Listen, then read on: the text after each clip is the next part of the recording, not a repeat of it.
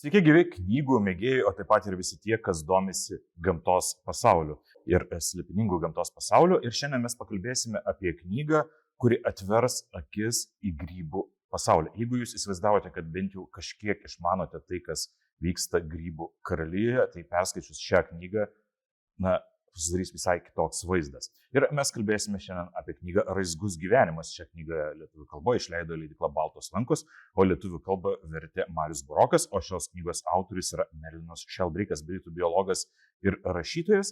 Ir šiandien būtent su juo mes ir kalbėsime apie šią knygą ir būtent su juo mes dabar ir sveikinamės virtualiai. Hello Merlin, thank you for joining us here online. It's great to be here. Thanks for having me. And first of all, thank you for your book, because as I introduced in Lithuanian, I thought that I know something about fungi world, but after reading this book, I understood that I understand nothing at all, because it's absolutely strange and absolutely fascinating world.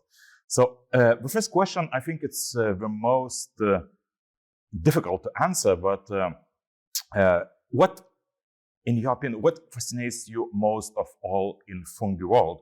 Because you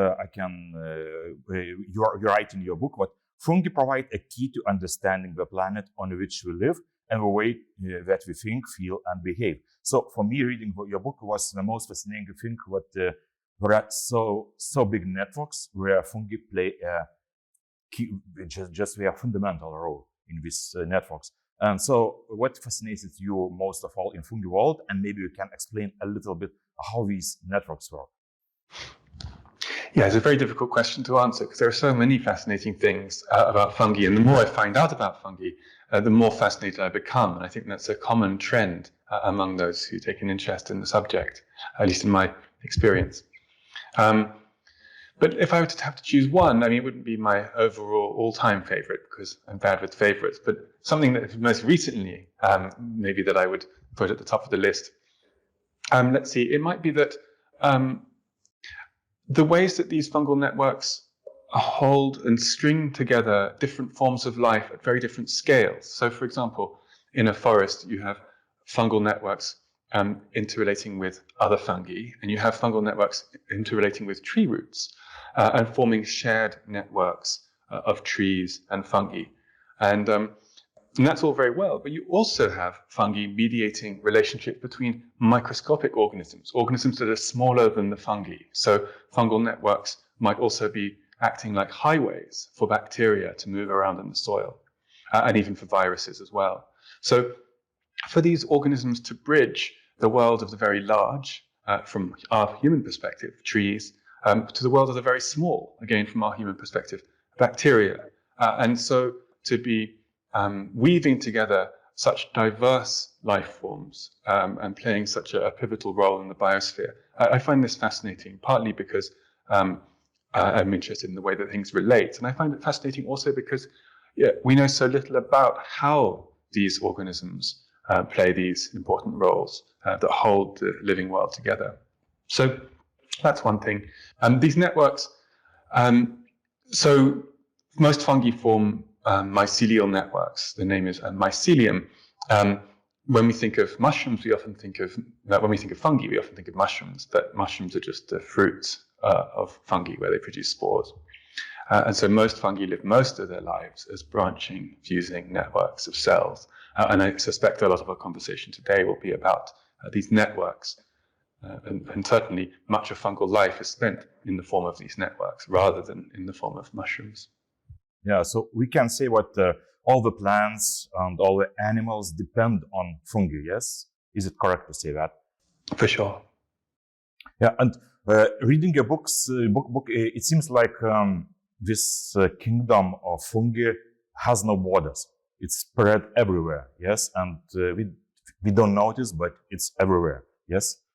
More or less, yes. You find fungi, there are some extremophilic places on the planet where you would find, say, types of bacteria and maybe not types of fungi. But in most places you find fungi. Even in the stratosphere, you find fungal spores traveling around in the atmosphere above the clouds. So they really are omnipresent. Yeah, but also you write what fungi is everywhere, but they are easy to miss. It's in the beginning of your book. Okay, we understand that fungi is quite easy to miss. But when we're walking, for example, in the forest, do fungi under our feet understand what we are walking on them? Do you mean, do the fungi that we're walking on perceive our footsteps? Yes. Well, it's very hard to know.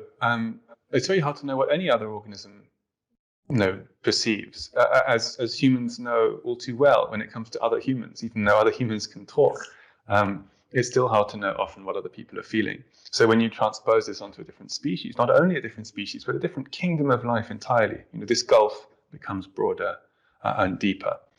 So we do know that fungi are sensitive bodies. These fungal networks are sensitive to light, to temperature, to all sorts of chemicals, to pressure, gravity, among other things. And so they would certainly be capable of feeling a change in pressure that we exert on them with our feet. What this change in pressure would do in the life of this fungus, or whichever fungus we are walking on, I'm not sure. It would depend on the fungus and the situation. But they are certainly equipped to feel a change in pressure that would come with our footstep. As I understand, we know quite a little bit about fungi world, yes? And it seems that humans only right now are interested in fungi. Yeah, so maybe some decades. But before that, fungi world was quite unknown for people, yes? And so in your opinion, why only right now scientists and all the people are so interested in fungi world? Why it was such silence? And it seems like people just avoided fungi world. Why? So I think there are a lot of reasons why fungi are receiving more attention now and have also been neglected in the past. And I think one of those is that fungi are now seen to be a kingdom of life, their own kingdom of life. And this happened in the late 60s. But before that, they were considered to be some kind of lower plant, which meant that they didn't have a kingdom's worth of attention, a kingdom's worth of students, a kingdom's worth of funding, etc., and were generally neglected. But there are other reasons. I think we just know more about fungi than we did before because of technological advances like DNA sequencing.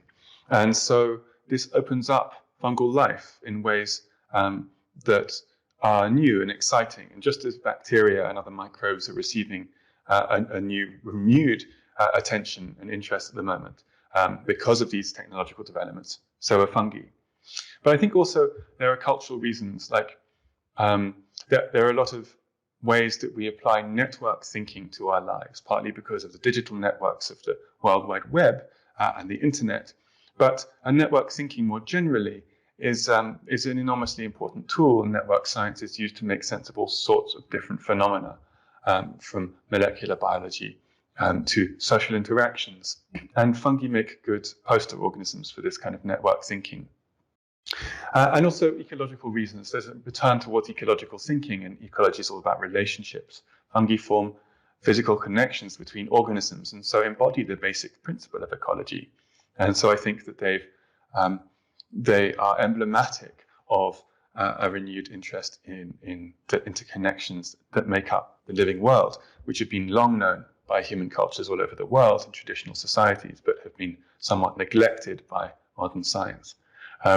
There are lots of other reasons, but those are just a few. Yeah, and it's your interesting one of interesting words here in this book. But there are many ways to be fungus. So it's fungus world is so interesting. What we understand, just you say it's just a little bit about fungus world. Yeah, how many percent we know about fungus world? I think it's about 10% of fungi system. Yes, probably less.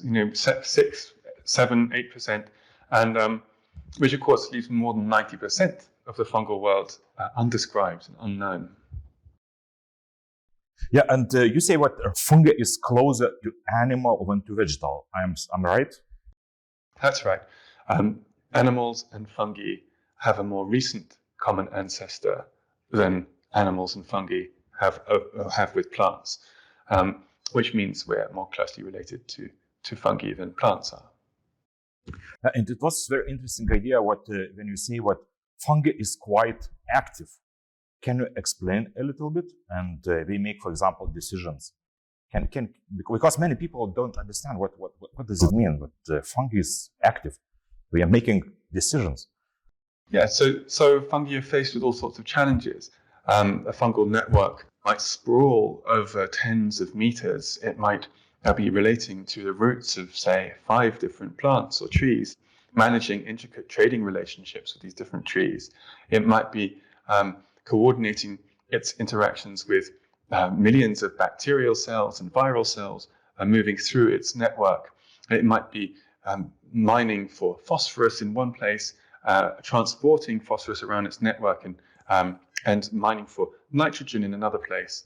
And it will be perhaps doing all of this while being grazed on by little animals in the soil and having to respond to their unwanted attentions. And so it must coordinate all of these data streams coming in from its senses in different parts of its network. It must integrate these data streams, and it must then work out the most appropriate course of action in all these different parts of itself. And this is no trivial feat. We think of organisms that happen perhaps more slowly than us as inert, but it's very much not the case. And so fungi are sites of really frenetic activity and enormous feats of sensing and coordination, and they're able to do this without a brain. We think of brains as being very important in the living world, and indeed they are in animal life, but a huge number of organisms in the world are able to coordinate their responses and to adjust their behaviors without a brain, and do so perfectly well, and fungi fall into that group. Yeah, it's very interesting, which I read in your book about zombie fungus. Can you explain a little bit? Because it's a very strange thing as well, I think. Yeah, so fungi have remarkable relationships with plants, but they also have very remarkable relationships with animals. And some of the most peculiar are those that they form with insects. And these fungi, they're loosely called zombie fungi, but this group is made up of a number of different fungal lineages, which have evolved the ability to grow inside animal bodies and to control animal behavior in such a way that benefits the fungus. So, for example, a fungus called Ophiocordyceps, it grows into the body of carpenter ants.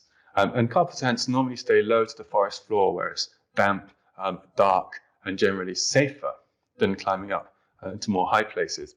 But the fungus overrides the instinct of the ant. And the ant becomes fascinated with heights and climbs up the nearest plant stalk in a syndrome known as summit disease. And then when it gets to the right height for the fungus to fruit, the fungus compels the ant to bite on with its jaws to the underside of a leaf in what's called the death grip, at which point the fungus kills the ant and sprouts a stalk out of its head and rains down spores to infect other ants passing below. And so what's fascinating here is that the fungus is able to puppet the ant's behavior. The fungus doesn't have a twitchy, muscular animal body ability to walk and bite, and it has many freedoms because it doesn't have that kind of body. But what it does when it needs that kind of ability, it just commandeers the animal body, controls its every move, and achieves what it needs to achieve. And so you really have this kind of fusion of these organisms, these behaviors, the death grip and summit disease. These are fungal behaviors, not ant behaviors. And yet we see these behaviors displayed in the body of an ant. So it's eerie and scary and a bit like some fairy stories and myths that are common. Yeah, it's very interesting, but we can jump to another theme as well, to cultural significance. And Lithuanians are very big enthusiasts of picking mushrooms. We are just, if you come in autumn, you can see many, many people in all the forests, and they're crazy about picking mushrooms. But people in other countries, well, we are just a little bit afraid of mushrooms. We just don't know well about them. And you can also divide all these countries to fungophilic and fungophobic. And why, in your opinion, we are so big cultural differences regarding mushrooms? It's a very good question. I don't have a good answer, but it's a very noticeable trend. And you find some cultures where, as you say, where people really like them and some people really don't like them. I don't know if it's quite so clear-cut always. Gordon Wasson, who coined this term, the mycophilic and mycophobic cultures, as a way to organize the fungal interests of the world. It's a binary categorization scheme, and there are always exceptions. So I think perhaps it's a little too neat as a taxonomic category for humans, but it's definitely a trend. I think certainly in Europe, in England, for example, there was a very poor understanding within the developing sciences, say in the 17th, 16th, 17th, 18th centuries, about the difference between different species of mushroom, how to categorize them. And so people were afraid of them because if you didn't know what you're eating and you go out and you pick any old mushroom and you have some poisoning and you die, and there are lots of recorded instances of poisonings, and in the absence of reliable information, then it's actually a perfectly rational thing to do is avoid mushrooms entirely. So I think part of it's down to ignorance and then a reaction to our ignorance in certain parts of the world, where when you have a longer cultural tradition and more reliable knowledge of what mushrooms to eat, then it's a safer thing to do. Although I did read that if you look at the national statistics on mushroom poisonings, you have a much greater number of deaths in mycophilic cultures than in mycophobic cultures. I think there were 2,000 poisoning incidents in Russia in the year 2000, but only 2 or 3 in America. So maybe it's not always that a greater enthusiasm is based in a greater knowledge. And speaking about mushrooms and the cultures, the ties, I think we can talk about spiritual meaning of mushrooms, because in many countries and many cultures, it had deep spiritual meaning, and mushrooms were regarded something of kind of higher power. And why do you think it had that effect in these cultures? Is it because of psilocybin, psychedelic effect of mushrooms? Is part of this? Yeah, I think that's a very big part. Where mushrooms are venerated, it's usually because they have some effect on our minds and our senses. And like many psychedelics, I mean, humans have been using mind-altering plants and fungi and animals for a very long time, an unknowably long time. And our cultures are inextricably bound up with these experiences, altered states. But if you take a mushroom and you have a profound experience through which you hear new things, you see new things, you understand things in new ways, then I think it's very understandable to venerate these organisms and to treat them as sacred and as revealers of that which is unknown or unseen. But talking about psilocybin, is it true that some animals in the forest also use it for getting stoned? So reports there are a number of reports. So I was speaking to Michael Bugh, he runs the poisoning register for the North American Mycological Association, and he has a number of records of dogs watching their owners pick psilocybin mushrooms and then eating the mushrooms, because their owners have been eating them, and having effects that appear from the outside to be quite psychedelic, unusual mind-altered states. He recorded one instance of a cat who ate mushrooms regularly and appeared to get high. But he also pointed out that cats appear to be high all the time, so it's a little hard to know. That's true.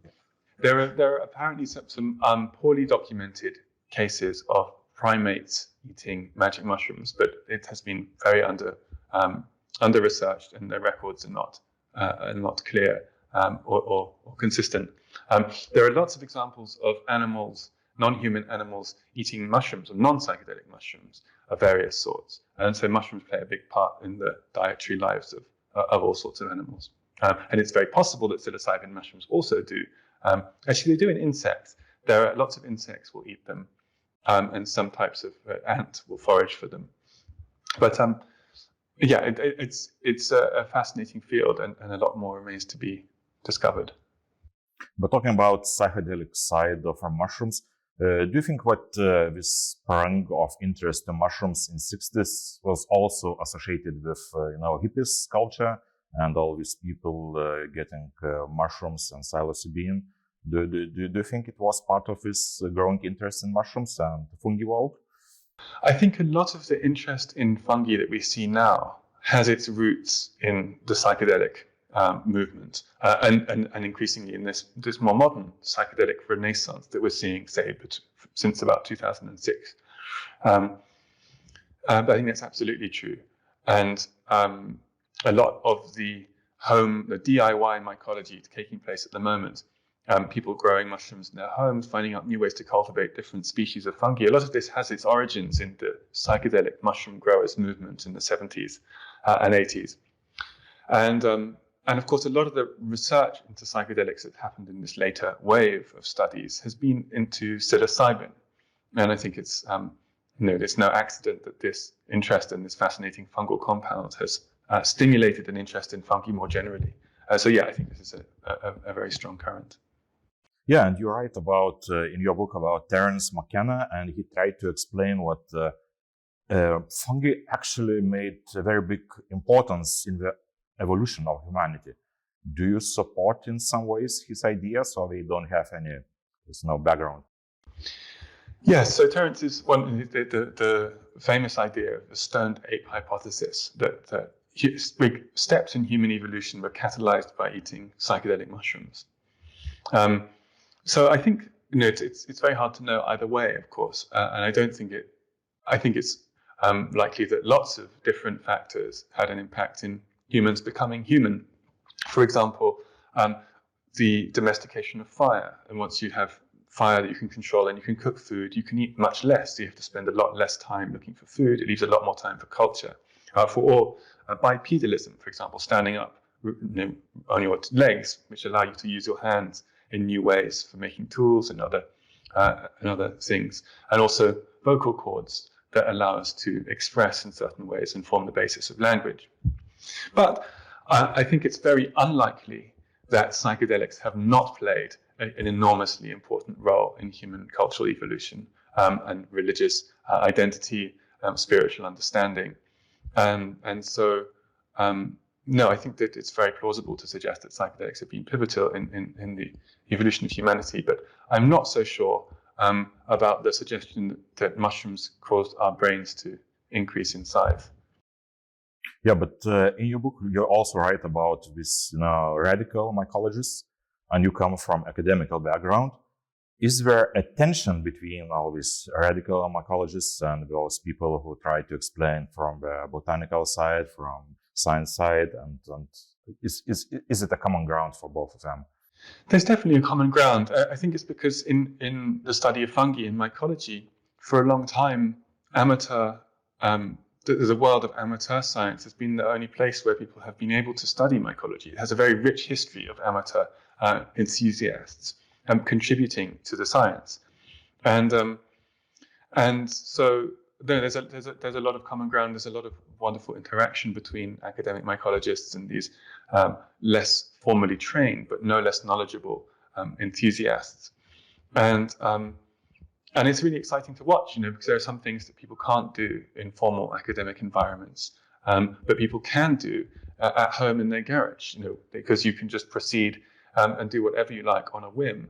There's more room for play and accidental discovery, perhaps. Whereas if you're in a formal academic environment, people tend to be on narrower tracks, working towards what they said they do for their grant or to make a publication. So I think they work very well together with the radical mycology representing the more unbounded, exploratory place and the formal academic arenas, allowing a more perhaps deep analysis using higher tech equipment.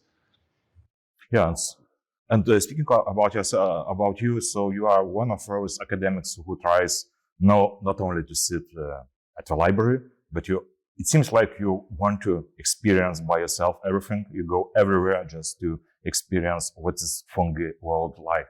And I wanted to ask, where's your background? How do you become so enthusiastic about fungi world? Because it seems what you are just, one of the biggest enthusiasts in fungi in the world. There are so many enthusiasts into fungi. I couldn't claim any exception there. But I've been interested in them for a while, and since I was a child, interested in the living world around me and how things change, and compost. I'd take buckets of kitchen waste and put them outside in the compost heap, and over time they'd turn into compost, which I then put on the garden. And how does this all take place? How does this transformation take place from one thing into another? And this struck me as a kind of superpower, as a kind of miracle, and still does. And fungi, of course, are big agents in this process of decomposition, and so I became interested in them because they seem to have such power and be capable of such what seemed to me magical processes. And then just in mushrooms, seeing mushrooms grow, looking at them, being entranced by their forms and the way they'd grow so fast and spring up overnight. And later on, in my interest in symbiosis, the way that plants and fungi live together, and that's where I did most of my formal training in mycology, looking at mycorrhizal symbiosis between plants and fungi. But the more I learn about fungi, the more I want to learn. It's one of those things I mentioned earlier, that the more I find out about them, the more I realize how important they are to an understanding of the living world in general. That it's not just an interest in fungi, it's an interest in how does the world around us, the living world around us, happen? How does it work? And so fungi are just a key part of that story. So they lead me into new biological interests as well that are not strictly fungal. Yeah, and it's so many things to talk about fungi world, but right now I see that we are finishing our time right now. So maybe I would like to finish with the last question, and this question is kind of philosophical. What we can learn from fungi world, in your opinion? You said what fungi change your understanding of how life happens, and it makes world look different. These are your words. So, what we can learn from fungi world? How we can change understanding of the world studying fungi? I think there's a lot we can learn. I think fungi remind us of the networks of interrelation that make up the living world. As I mentioned earlier, they lead us into a more interconnected worldview. They lead us into thinking about relationships as much as thinking about the organisms doing the relating. I think they teach us about waste. There's no such thing as waste in the living world, but there's a big concept of waste in the human world, because we think in straight lines, we don't think in cycles. So are there ways that we can learn from fungi about decomposition, about transformation, about thinking about the full lifespan of an organism, including of a product or a material, including what happens when it stops being useful to us? Then I think we can learn about the importance of symbiosis. That symbiosis and its role in the history of life. Fungi are such brilliant relationship formers, and they remind us how important symbiosis is and has been in the history of life, and no doubt will be in the continuation, the future of life.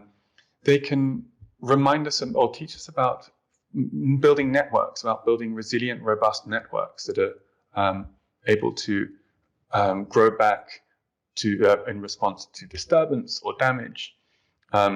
And they can remind us more generally about decentralization and the importance of decentralization for building robust systems in human lives.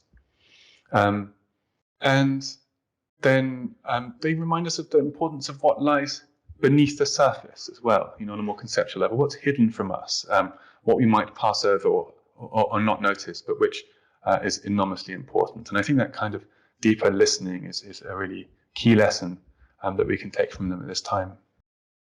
Yeah, and in these times of World Wide Web, that Wood Wide Web is more relevant than ever before, I think. And it's very nice that we are entering this fungi world, and I only can think what we will discover in next years, because as you said, we know about 10% or maybe even less. So great discoveries are waiting for us. And thank you for this interview, for this conversation, and those people who want to know about fungi world, fascinating fungi world, I can think we can start with your book. Thank you. Cool. Thanks for having me.